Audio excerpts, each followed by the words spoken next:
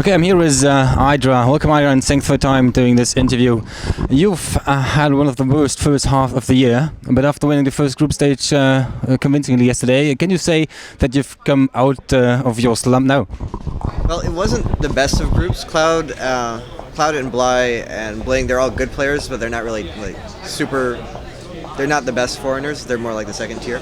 So it's too early to say that I'm back as good as I was back when I was winning tournaments and really performing very well.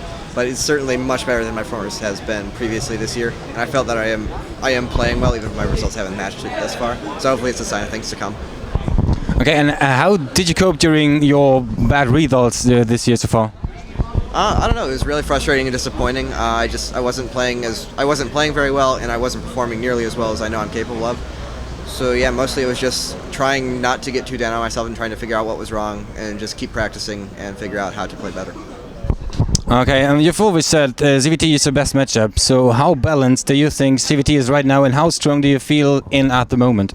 I think in the state of the current metagame, Zergs have an advantage, but that's largely because Terrans haven't figured out new timings yet, and they're not comfortable dealing with the late game army. They're used to a game style that worked for them for a long time, and that game style no longer works because Queens are very good defensively early on now, so a lot of their timings have just been invalidated, and a lot of the uncreative Terrans are just kind of sticking with the old stuff that they knew and trying to brute force their way through it. That's just not the way to play. Like, this was a significant balance change, a change to the way that the game is supposed to be played. So as long as they keep playing like that, they are going to be losing. But we see innovators and see people just adapting to the new styles and adapting to what's different about Zerg's play now, and they're having plenty of success. GSL Terrans are still doing fine. In GSL, you see some Terrans like Sculpt played some amazing games versus Symbol and Shine, and that's really demonstrative of how I think a lot of Terrans should be playing. Very bio-heavy styles, very focused on mobility, not so dependent on Hellions early game, using Hellions differently. So, like I said, within the current state of the metagame, Zergs have an advantage, but that's simply because Terrans haven't caught up yet. Okay, thanks. In terms of a high-profile matchup, MVP is the biggest name here amongst Tarons. The only time you've ever played him at an offline event was the third season of GSL back in 2010. So do you want to play MVP here? Yeah, I'd love to play him. I'd say him and MC are the two biggest names, but I feel much more comfortable playing against him than either MC or Yonghwa, even some of the better Europeans. The last time we played was in Iron Squid online. I 2-0'd him there, but he was playing pretty poorly and it was cross-server, so it doesn't really matter. So I would really like a chance to play him again, just because he's MVP. He's one of the original amazing players in StarCraft 2. It'd be really cool to get to play him in a big offline event. The two recent DreamHack semi-finalists, Mana and Dimaga, are here. What is your evaluation of where they rank amongst the top tier of players right now? Of players overall, I mean, that's the Koreans. Stefano's the only one. I guess Naniwa kind of does, but Stefano's the only one who has a legitimate claim to one of the best players in the world of foreigners. But as far as foreigners go, Dimaga and Mana are both obviously top tier. Mana, he was focusing on school. He quit, he finished like a week before to start really focusing on pro gaming. He quit like a week before DreamHack actually happened. Then just off a week of serious practice, he goes and wins the event. And DreamHack's a pretty big event.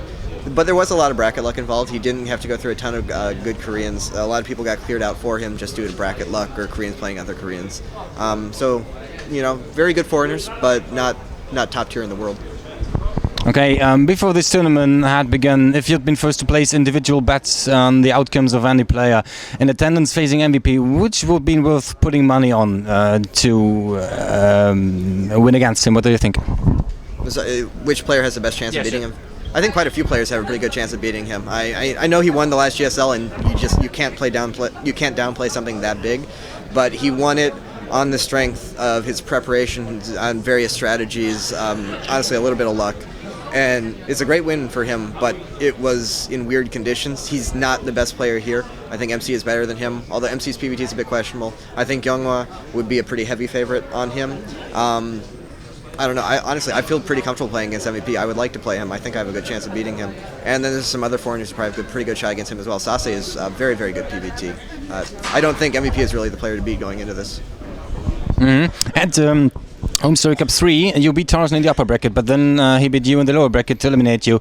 What would you think of another matchup with him? Those were dumb games. I mean, I beat him pretty easily the first game, and then it was a Hellion Banshee all in, the first time I'd ever played dual sight, and then 2 racks on Shattered Temple. It was just kind of silly.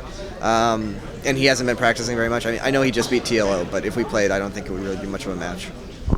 Okay, so what is your opinion and feeling of the setup of a tournament like this? Does the relaxed atmosphere means the results should not be taken as seriously as competition like MLG or GSL? No, we're all competitors. Like, you put us in a tournament setting, even if it is like this, where it's very relaxed, everyone's hanging out and messing around when they're not playing. Once you get into the game, you're still playing a tournament. Everything goes into winning. It's the same as any other weekend tournament, I think. The atmosphere itself is different. It's not the same as playing a big stage match at MLG, but it's still a competition. So everything that applies to it. You don't have any preparation and whatnot because it is a weekend tournament. You could be playing anyone. You don't have a set match.